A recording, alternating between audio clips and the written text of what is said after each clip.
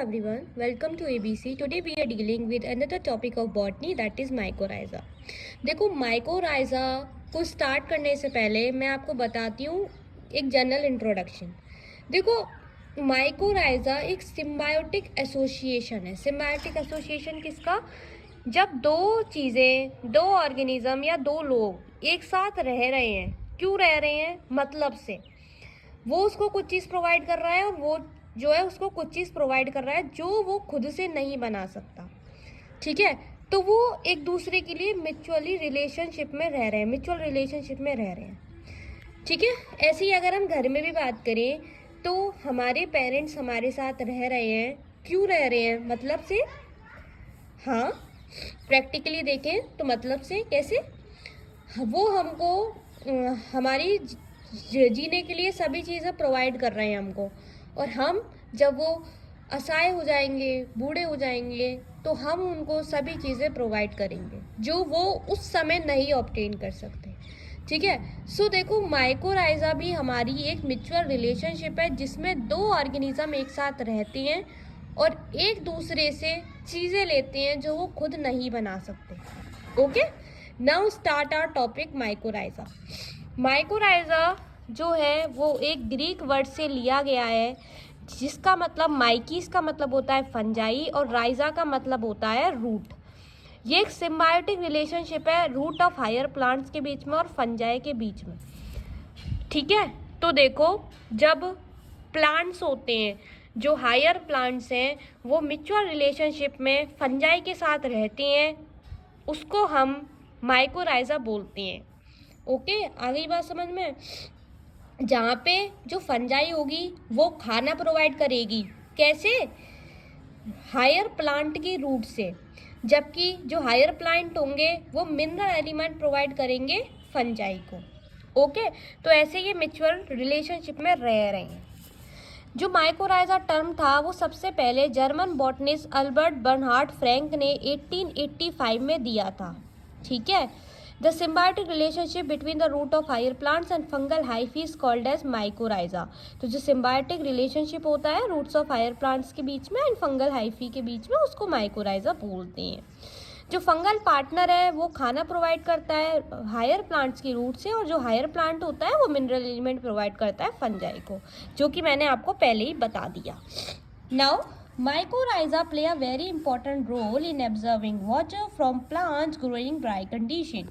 तो ऐसे प्लांट जो कि ड्राई कंडीशन में रहते हैं, उनको ग्रो करने के लिए पानी की ज़रूरत होती है, तो उस कंडीशन में ये वाटर को एब्जॉर्ब करने के लिए एक इम्पॉर्टेंट रोल प्ले करते हैं। तो इससे क्या होगा कि प्लांट की ग्रोथ जो होगी वो प्रमोट होगी, और एंटी माइक्रोबियल सब्सटेंसेस में भी ये एक इम्पॉर्टेंट रोल प्ले करती हैं। Mycorrhiza play a very important role in producing growth promoting and anti microbial substances. Now we are dealing with types of mycorrhiza.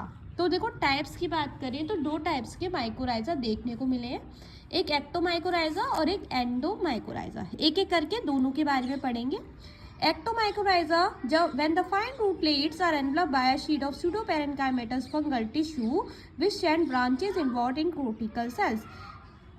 तो जब जो फाइन रूटलेट्स होंगी उनके पास एक स्यूडोपेरेन्काइमेटस की शीट होगी जो कि जिसकी ब्रांचेस कोर्टिकल सेल्स के अंदर की तरफ जाएंगी, उनको हम एक्टोमाइकोराइजा बोलेंगे। और जो एक्टोमाइट्रोपिक माइकोराइजा है वो फॉरेस्ट एरिया में देखने को मिलेगा, जैसे कि पाइनस की स्पीसीज़ में, पिशिया की स्पीसीज़ में, फैगस की स्पीसीज़ में और सिड्रस की स्पीसीज़ में देखने को मिलेगा। The growth of forest plant is stunted, जिससे जो ग्रोथ होगी फॉरेस्ट प्लांट की वो बढ़ेगी। Stunted if mycorrhiza are absent, तो देखो जो ग्रोथ होगी फॉरेस्ट प्लांट की वो घटेगी अगर माइकोराइजा एब्सेंट होंगे, और अगर माइकोराइजा प्रेजेंट होंगे तो जो ग्रोथ होगी फॉरेस्ट प्लांट की वो बढ़ेगी। मेरे कहने का मतलब ये है कि डायग्राम है जो कि दिखा रहा है, ये हमारी रूटलेट्स है, और ये हमारी फंगल हाइफी है. these both are fungal hyphae and these are the rootlets. Now we are dealing with endomycorrhiza. So endomycorrhiza are common in orchids. तो जो endomycorrhiza हैं जो orchids हैं उसमें देखने को मिलते हैं, जहाँ पे फंजाई एंटर कर जाती है रूट्स में और एक वेल मार्क्ड लेयर बनाती है. फंजाई एंटर करती है रूट में और हाइफी को अटैक करती है, जो कि रूट हेयर जो है एपिडर्मल सेल्स से कोर्टिका सेल्स तक जाते हैं.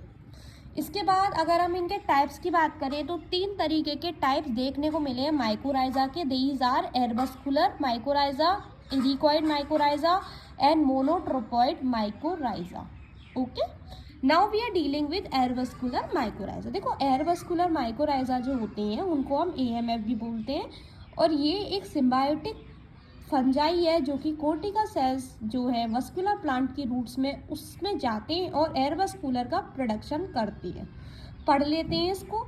इन arbuscular mycorrhiza also known as AMF the symbiotic fungi reaches the cortical cells of the roots of vascular plant to produce arbuscular. Okay, और ये डायग्राम है जो कि एयरवस्कुलर माइकोराइजा को रिप्रेजेंट कर रहा है. This is hyphal coil, this is arbuscular and this is the vesicle. Now we are dealing with ericoid mycorrhiza and monotropoid mycorrhiza.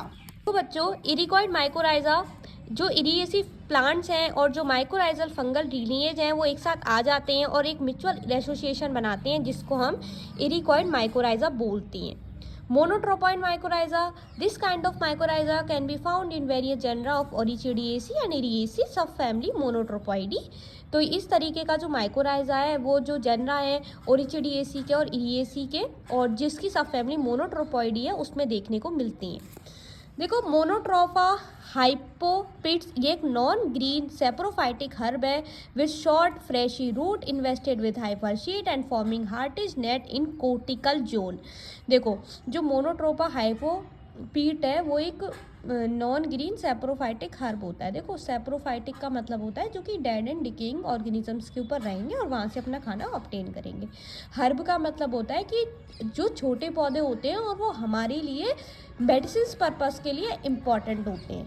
तो जो मोनोट्रोपा हाइपोपिट्स है वो एक प्लांट है जो कि नॉन ग्रीन सेप्रोफाइटिक जो कि एक हर्ब है जो कि नॉन ग्रीन सेप्रोफाइटिक हर्ब होती है. इसके पास शॉर्ट फ्रेशी रूट्स होती हैं जो कि इन्वेस्टेड होती हैं हाइपर शीट में और ये एक हार्डिश नेट का फॉर्मेशन करती हैं कॉर्टिकल जोन में. ये वेरी इंपॉर्टेंट है कि ये हार्डिश नेट का फॉर्मेशन करेंगी. It does not have chlorophyll, इसके पास क्लोरोफिल नहीं होता. देखो मैंने बताया कि ये नॉन ग्रीन सेप्रोफाइटिक हर्ब है. देखो जब नॉन ग्रीन है दैट मीन्स कि फोटोसिंथेटिक पिगमेंट नहीं होगा, क्लोरोफिल नहीं होगा. क्लोरोफिल से ही तो प्लांट हरे भरे होते हैं. जब क्लोरोफिल ही नहीं है तो that means they are non green, और जब नॉन ग्रीन है तो दैट मीन्स क्लोरोफिल नहीं है तो फोटोसिंथेसिस की प्रोसेस भी नहीं कर पाएंगे. दैट मीन्स ये ऑटोट्रॉपिक ऑर्गेनिजम्स भी नहीं होंगे. जब ये ऑटोट्रॉपिक ऑर्गेनिज्म नहीं है तो अपना खाना कैसे ऑब्टेन करेंगे.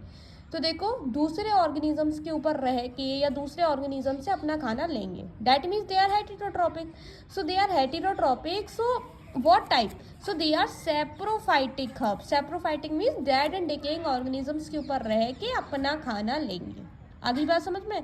तो देखो इनके पास क्लोरोफिल नहीं होता, thus can not synthesize and supply carbohydrate to fungal hyphae. जब देखो भाई फोटोसिंथेसिस ही नहीं कर पा रहे हैं, क्लोरोफिल जब क्लोरोफिल ही नहीं है तो फोटोसिंथेसिस ही नहीं कर पा रहे हैं तो ये कार्बोहाइड्रेट भी नहीं बना पाएंगे.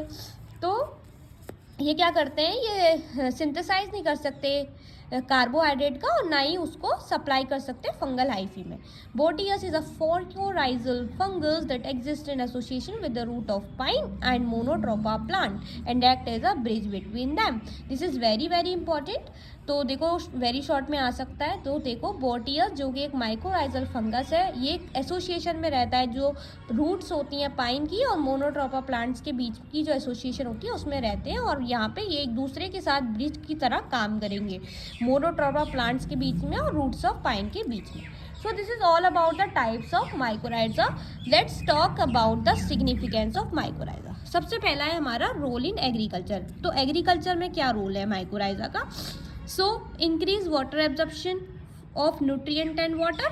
तो ये वाटर एब्जॉर्प्शन को इंक्रीज करती हैं. ठीक है. इरिगेशन सिंचाई जो होती है उसकी नीड को उसकी ज़रूरत को कम करते हैं. फर्टिलाइज़र्स की ज़रूरत को कम करते हैं, उसका यूज़ हम कम करें, उसका यूज़ उसको प्रमोट करते हैं, तो फर्टिलाइज़र्स का यूज़ कम होगा। उसके बाद सॉइल की फर्टिलिटी को भी एनहांस करते हैं और ये रेजिस्टेंट होते हैं पैथोजन से, ये इम्प्रूव करते हैं रेजिस्टेंसी टू पैथोजन। सो जो वैम है वेसिकल एर्बस्कुलर माइकोराइजा, वो एक फर्टिलाइज़र की तरह ऐड किया जाता है और ये इसके पास फॉस्फोरस न्यूट्रिशन ज़्यादा होता है इन फॉस्फोरस डेफिशिएंट सॉइल।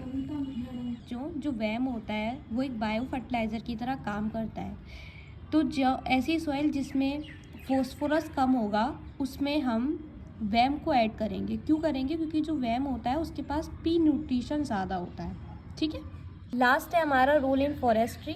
तो देखो माइकोराइजा एस्टेब्लिश करते हैं, फॉरेस्ट में एस्टेब्लिश होते हैं अनफेवरेबल लोकेशन में, वेरन लैंड को वेस्ट लैंड में हमें देखने को मिलते हैं। माइकोराइजा जो होते हैं वो नाइट्रोजिनस कंपाउंड्स के साथ मिक्स किए जाते हैं और ये प्लांट की ग्रोथ को एनहांस करते हैं, स्पेशली एसिडिक सॉइल में। So that it's all about the importance of mycorrhiza, types of mycorrhiza and what is mycorrhiza. If you have any doubt in this video, then let me know in the comment box. Thank you for watching. Bye bye, take care and please share it with your friends. And please subscribe to my channel, and if you have any doubt then let me know in the comment box. Thank you for watching. Bye bye, take care.